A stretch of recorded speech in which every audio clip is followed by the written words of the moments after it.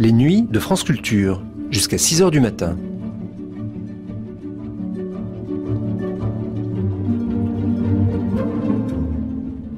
France Culture la nuit, une mémoire radiophonique.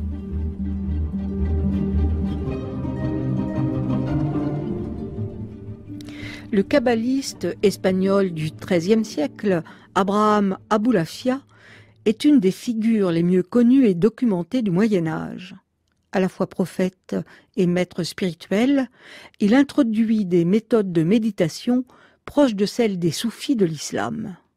Impossible de consacrer une série de chemins de la connaissance à la Kabbale et aux kabbalistes sans parler de cette figure centrale à laquelle la dernière émission de la série était donc consacrée.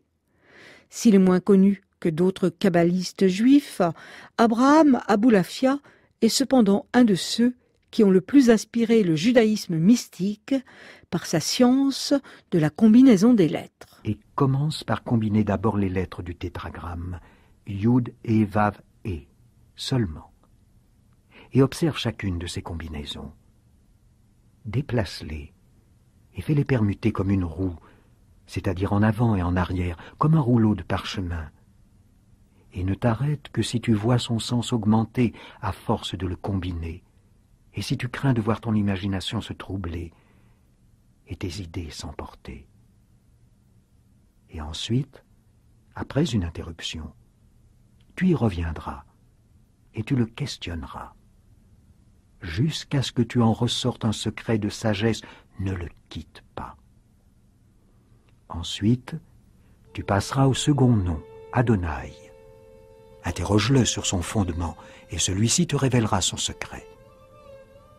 Ensuite, tu relieras les deux noms, tu les combineras. Tu porteras toute ton attention et tu les interrogeras. Et ils te feront part de profonds secrets de sagesse. Puis, tu permuteras les lettres d'Élohim, et lui aussi te révélera ses secrets de sagesse.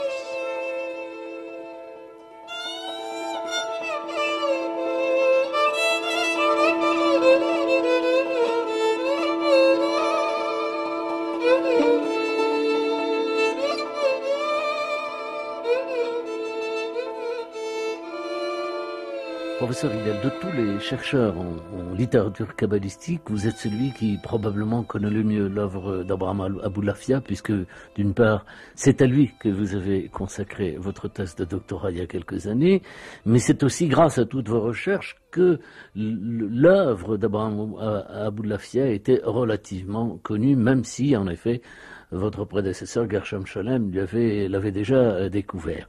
J'aimerais que vous nous disiez quelques mots d'Abulafia, parce qu'il a quand même une caractéristique, c'est qu'il se considérait à la fois comme un prophète et un messie.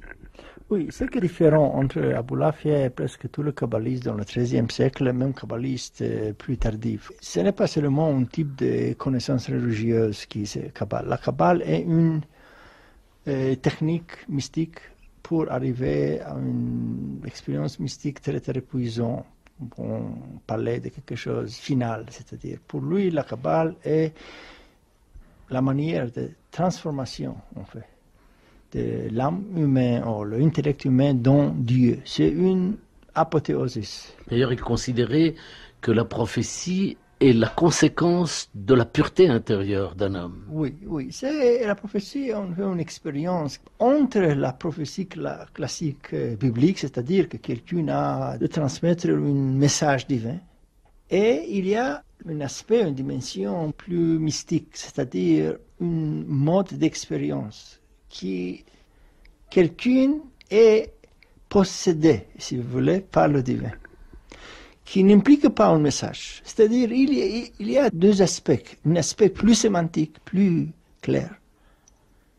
Qu'est-ce que le message? Très simple. Nous avons une technique de rédemption. Cette technique est une technique linguistique, de répétition de nom divin. Et ce message est le message le plus important d'Abulafia pour le monde. Ce n'est pas seulement le juif, pour le monde. Mais à côté, il y a ce type d'une expérience unique qui ne peut être pas décrit Et c'est une autre part de la Kabbale. La Kabbale est une façon d'arriver à la expérience ultime, au extrême. Dans les deux cas, c'est quelque chose qui diffère de la Kabbale classique, qui a été intéressé dans une vision théocentrique, que le Dieu a le centre de la Kabbale. Pour Abulafia, l'homme est le centre de la Kabbale. Le judaïsme était plus intéressé dans le rite, dans le Dieu, dans la société.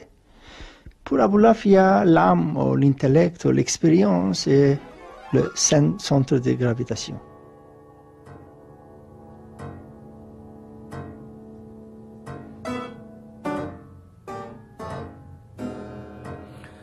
Professeur Paul Fanton, Abraham Abulafia est assurément une des personnalités les plus fascinantes et en même temps les plus curieuses du panorama des maîtres de la Kabbale. Et c'est en tout cas une figure mystique hors du commun. Nous avons évoqué tout à l'heure l'année de sa naissance, 1240, l'an 40, c'est pour être plus précis. Obnubile un petit peu la signification de cette date dans le calendrier juif, puisque nous réfléchissons en fonction de l'année civile. Or, 1240 correspond dans le calendrier juif à l'an 5000, c'est-à-dire nous sommes à l'aube du 6e millénaire, c'est très important. Et déjà les textes traditionnels qui précèdent cette date l'imprègnent avec une signification toute particulière, voire même une signification messianique. C'est ça. Je crois devoir insister sur l'importance du renouvellement de la prophétie à cette époque. Il y a en effet cette idée dans le judaïsme, c'est que la prophétie s'est arrêtée à un certain moment. La tradition orale dira même qu'elle est donnée désormais aux enfants et aux fous, et qu'elle doit se renouveler à un moment de l'histoire humaine. Alors il y a quand même quelque chose d'intéressant pour revenir à la personnalité d'Abraham Abulafia, c'est qu'il parle exactement comme un prophète. Il parle à un moment donné, si on prend son texte, et si on prend celui de Ézéchiel, Haïta ala yad Hashem, la main de Dieu fut sur moi, c'est exactement dans ces termes que Abulafia commence ses textes. Bon, vous m'aviez demandé tout à l'heure d'exprimer mon opinion personnelle sur le personnage. Je pense que c'était quelqu'un qui est arrivé à un grand degré d'inspiration et que, évidemment, il a adopté la parlance et la façon de s'exprimer des prophètes pour transmettre son message. Au-delà de la dimension légale du judaïsme, il a essayé d'instaurer ce que Elliot Wolfson, c'est un chercheur américain, appelait l'hypernomianisme, c'est-à-dire il est allé plus loin que la loi, plus loin que la halakha, pour réaliser à travers une discipline tout à fait particulière, une discipline contemplative, de réaliser l'état prophétique. Alors c'est quand même un kabbaliste d'une importance exceptionnelle, et il y a deux, trois petites choses qui marquent sa personnalité. Un, c'est que, d'abord c'est un juif errant, il faut bien le dire, il va en Grèce, il épouse une femme, un mois après on ne sait plus ce qu'elle est devenue, puis il considère que la musique est essentielle comme technique d'extase. Et là, on a l'impression d'entendre les jeunes aujourd'hui, hein. Alors, si vous voulez, deux grandes différences par rapport aux autres personnalités kabbalistiques auxquelles nous sommes habitués, comme Nachmanide, comme Rabbi David de Posquiel. Comme Cordovero. Au Cordovero, ce sont des personnages statiques qui sont reconnus par leur communauté comme étant des autorités halachiques. Or, Abulafia n'en est rien. Non seulement ça, mais il est en révolte contre tous les rabbins. Il est en rupture par rapport, n'est-ce pas, aux plus grandes autorités juridiques de son époque, le Rashba, Rabbi Shlomo ben Aderet de Barcelone. Et contrairement à ce grand érudit qui est établi avec tout ce que cela implique de statique à Barcelone, lui, Abulafia, est un juif errant, comme vous l'avez dit, qui a pris le bâton de l'errance, qui l'a mené jusqu'en Terre Sainte. L'impression que cette errance est une philosophie pour lui. Oui, alors c'est assez curieux, pour revenir au soufisme également, cette dimension existe que, n'est-ce pas, il y a une notion de ce qu'on appelle le siyaha. Oui, en arabe moderne, ça veut dire le tourisme. Mais en fait, ça veut dire l'errance. Que nous n'appartenons à aucun lieu et qu'on peut être aussi bien ailleurs qu'ici. Que l'homme est un pèlerin dans ce monde et que son pèlerinage se traduit physiquement par son errance à travers le globe terrestre à la recherche des étincelles de sainteté. Donc, la deuxième caractéristique d'Abul Afia qui étonne, c'est le fait qu'il est quand même l'auteur d'une œuvre absolument immense qui se chiffre par des milliers de pages et que jusqu'au XIXe siècle, pratiquement aucune lettre de cette œuvre n'a été publiée. C'est curieux quand même. Alors que le Zohar qui lui est postérieur, ou presque disons contemporain, a connu quelque chose comme 80 éditions à l'heure actuelle. Alors c'est quand même très étonnant. Alors moi je pense que Abul Afia est avant tout une figure ésotérique et que sa discipline, qui comportait beaucoup de rites, vous avez parlé tout à l'heure de la musique, il fait intervenir également la méditation des lettres, des incantations qui n'appartiennent pas à la prière canonique, la prière régulière. C'est quelque chose qu'on ne doit pas divulguer sur la place du marché. C'est pourquoi son œuvre est restée longtemps cachée et occultée.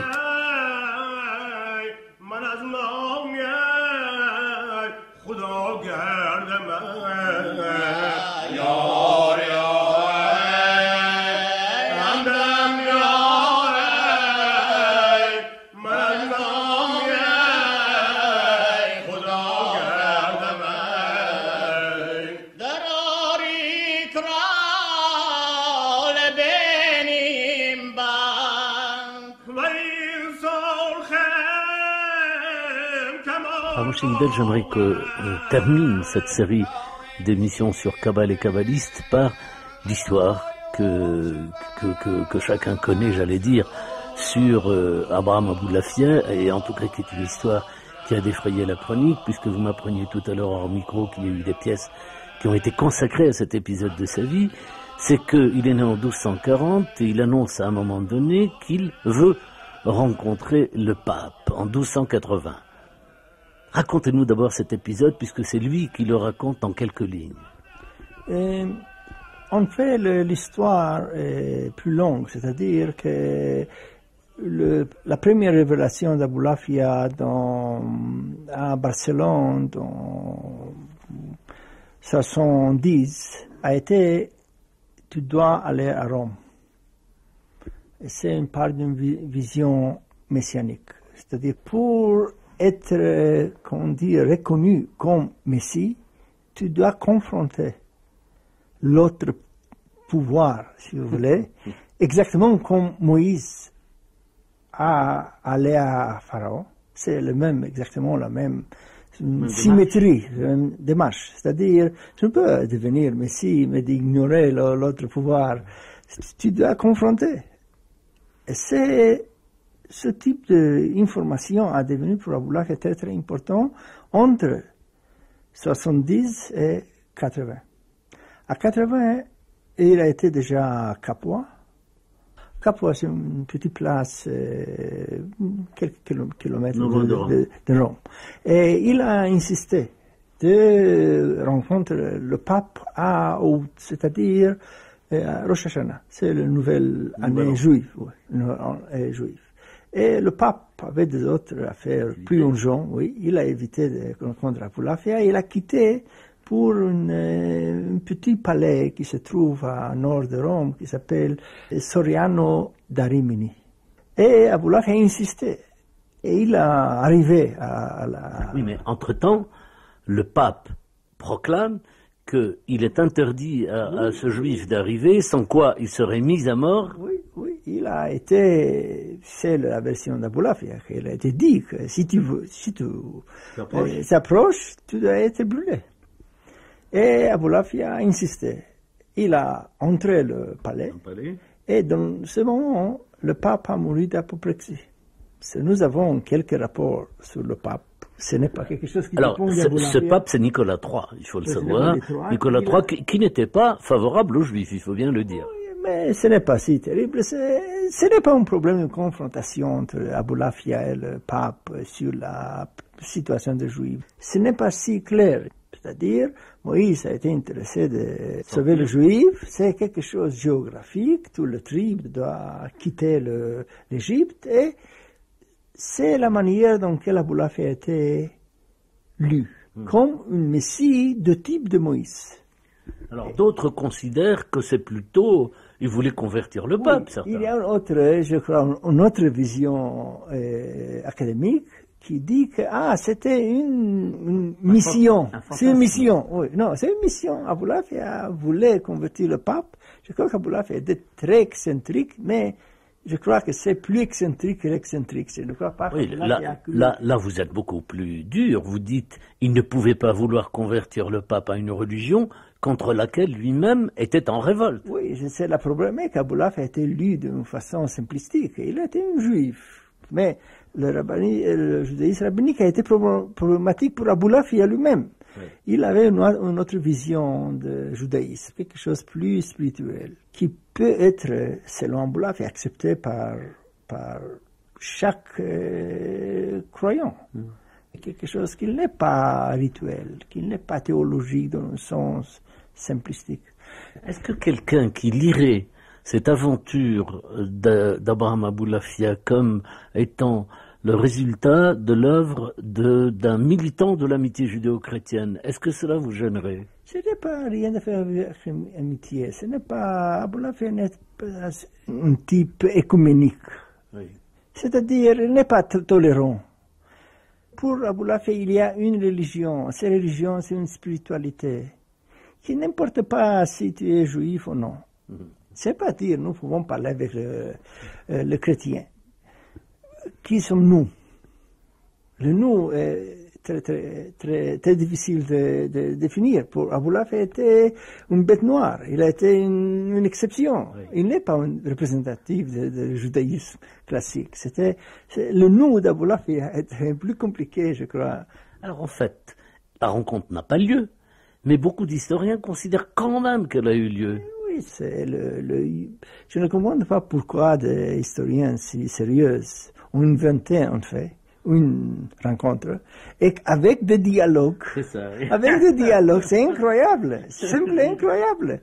Que ce n'est pas seulement de dire qu'il est un petit faux, que c'était une rencontre qui a été terminée par la mort du pape. Non.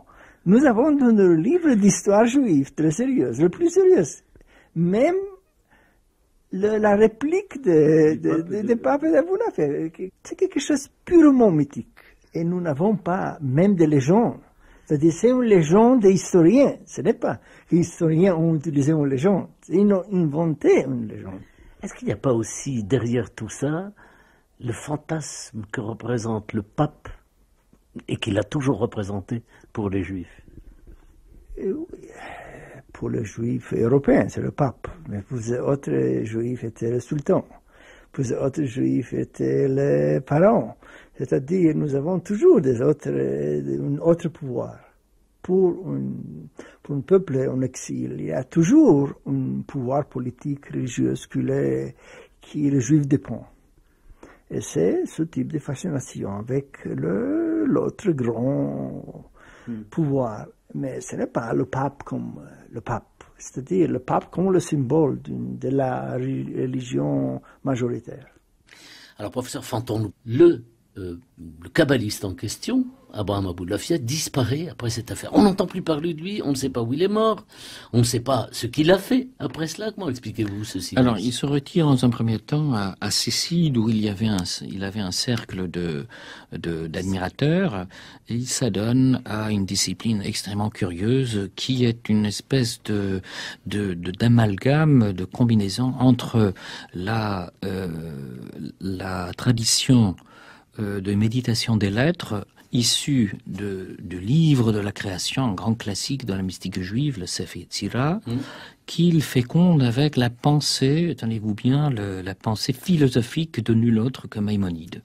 Donc il est entouré par un cercle de disciples admirateurs, lesquels lui attribuent une auréole presque messianique, ce qui déplaît à certains de ses contemporains, en particulier ce Rabbi Salomon Ibn Aderet de Barcelone, qui finit tout bonnement par l'excommunier. Oui, il est excommunié. Et c'est la raison pour laquelle ce prophète solitaire, proscrit, prend de nouveau le bâton de l'errance pour se retirer dans une petite île de la Méditerranée, Comatino, qui est près de Malte, et effectivement on n'entend plus parler de lui après 1288, l'année durant laquelle il a rédigé son œuvre ultime, le Sefer HaOt, et on pense qu'il est mort vers 1290 dans l'obscurité. Mais on ne doit en aucune manière le sous-estimer, dans la mesure où sa discipline a continué à alimenter les sources de la mystique juive, d'abord lors de la floraison de l'école de Safed en Terre Sainte, oui, au XVIe, XVIIe siècle, ensuite dans le chassidisme jusqu'à l'époque moderne. Et moi-même, je peux vous témoigner, j'ai connu dans le Mea Shearim, des chassidim, le quartier religieux de Jérusalem, le bastion de l'orthodoxie piétiste, des gens qui non seulement méditent l'œuvre d'Abul Afia jusqu'à nos jours, mais qui se sont mis tout récemment à éditer, à publier les œuvres d'Abul Afia. Est-ce que vous diriez, et c'est vraiment la dernière question, est-ce que vous diriez qu'il y a un courant aujourd'hui chez les kabbalistes, un courant qui est représentatif de l'œuvre d'Abul Afia? Ah, absolument, c'est indéniable. Il existe d'abord à Jérusalem, mais au sein de certains mouvements chassidiques comme le mouvement braslavien, un certain nombre de disciplines, Nachman de Braslav, un certain nombre de disciplines qui s'inspirent directement de l'œuvre d'Abul Afia, malgré les siècles d'excommunication de Herem et qui ont pesé sur son œuvre. Recueille-toi seul dans une maison. Couvre-toi d'un châle de prière. Assieds-toi et ferme les yeux. Dépouille-toi de la matière comme si ton âme avait quitté ton corps et était montée au ciel. Après ce dépouillement, lis une Mishnah quelconque, celle que tu veux, à de nombreuses reprises, chaque reprise après l'autre de façon continue, très rapidement, aussi vite que tu le peux, en articulant bien et clairement sans sauter un seul mot. Concentre-toi pour que ton âme se lie à l'âme du maître ancien évoqué dans cette Mishnah. Tu le pourras, en te représentant que ta bouche est un instrument exprimant les lettres de l'énoncé de cette Mishnah, et que les sons que tu fais sortir par l'instrument de ta bouche sont les étincelles de ton âme intérieure qui jaillissent et lisent cette Mishnah, et qu'elle est devenue un véhicule où se glisse l'âme de ce maître ancien. Cependant, si tu n'es pas encore apte à accéder à ce haut degré, il est possible qu'autre chose se produise. En effet, à cause de la course rapide de ta bouche, tu te fatigueras, et tu finiras par te taire sans même t'en rendre compte. Tu somnoleras, dormant sans dormir. Dans ce demi-sommeil, tu t'apercevras que l'on donne une réponse à tes questions de façon allusive ou clairement, et cela selon ta préparation. Mais si tu ne mérites de réussir aucune des deux expériences précitées, sache que tu n'y es pas encore apte, et que tu n'es pas parvenu à te dépouiller suffisamment de la matérialité.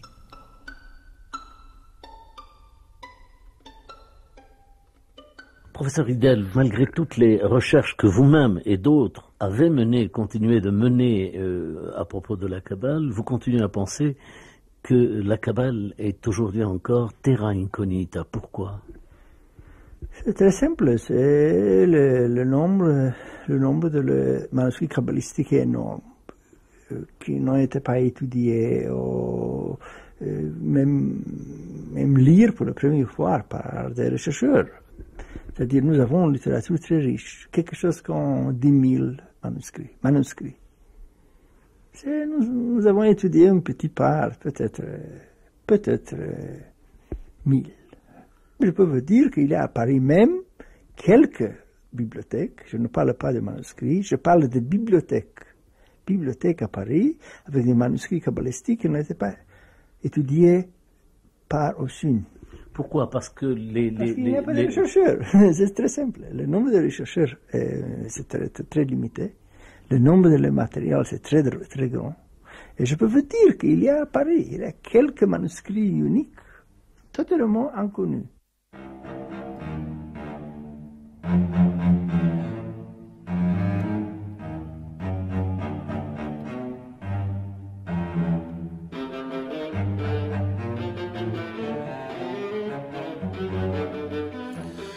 Nous arrivons au terme de ces 5 émissions au cours desquelles nous avons tenté d'éclairer quelques-uns des aspects de la Kabbale. Laissons à Henri Atlan, philosophe et professeur de médecine, le soin de conclure.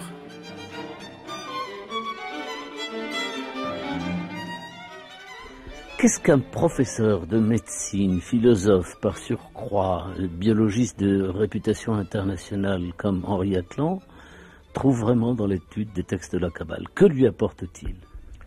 Alors, d'abord, il ne faut pas singulariser l'étude des textes de la Kabbale par rapport aux autres textes de la tradition juive. Enfin, pour moi, à partir du moment où, pour des raisons personnelles, enfin liées à ma propre histoire, à l'histoire de mes parents, à l'histoire de notre traversée de la Seconde Guerre mondiale et des problèmes qu'on a pu rencontrer, enfin, qui étaient d'ailleurs beaucoup moins dramatiques que ceux qui ont pu être rencontrés par d'autres en Europe. Eh bien, à partir du moment où il était devenu important pour moi de m'intéresser à la tradition culturelle et intellectuelle et mythologique et rituelle du judaïsme, il était normal aussi de ne pas m'arrêter simplement aux textes talmudiques de la Bible et du Midrash. Et il était tout à fait normal aussi d'aller dans ces textes-là qui, comme je le disais tout à l'heure, finalement représentent une espèce d'accomplissement, enfin, puisque eux s'occupent d'un certain nombre d'aspects et des choses dont les autres textes ne s'occupent pas. Mais que vous apporte-t-il? Bien, il m'apporte une certaine entrée dans, on peut dire, la philosophie. C'est-à-dire qu'il s'agit là d'une philosophie différente de la philosophie grecque.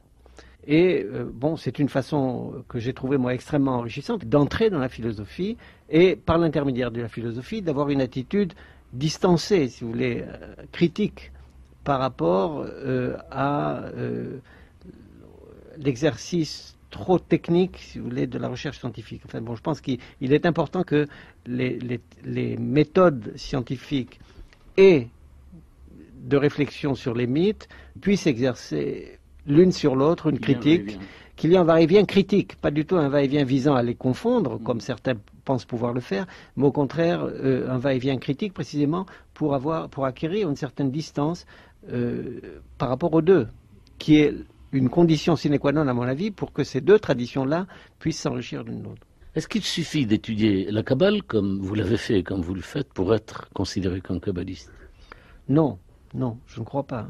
Ce que la littérature kabbaliste elle-même appelle kabbaliste, si j'ose dire, bien, ce sont ceux qui ne se contentent pas d'étudier, mais qui essayent de pratiquer précisément les commandements en y projetant au maximum possible et dans le plus de détails possible ces kavanot, c'est-à-dire ces intentions qui, elles, se nourrissent en effet de ces textes.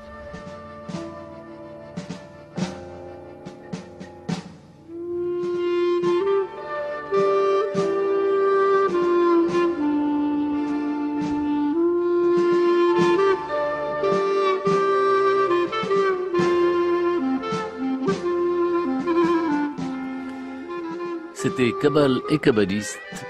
Aujourd'hui, le pape est le kabbaliste Aboulafia. Nos invités étaient Henri Atlan, professeur de médecine et philosophe, Paul Fanton, professeur à la Sorbonne, et Moshe Yidel, professeur à l'université hébraïque de Jérusalem. Les lectures étaient faites par Jean Bollery. Mixage, Bernard Laniel et Antoine Anglade. Réalisation, Anne Fleury.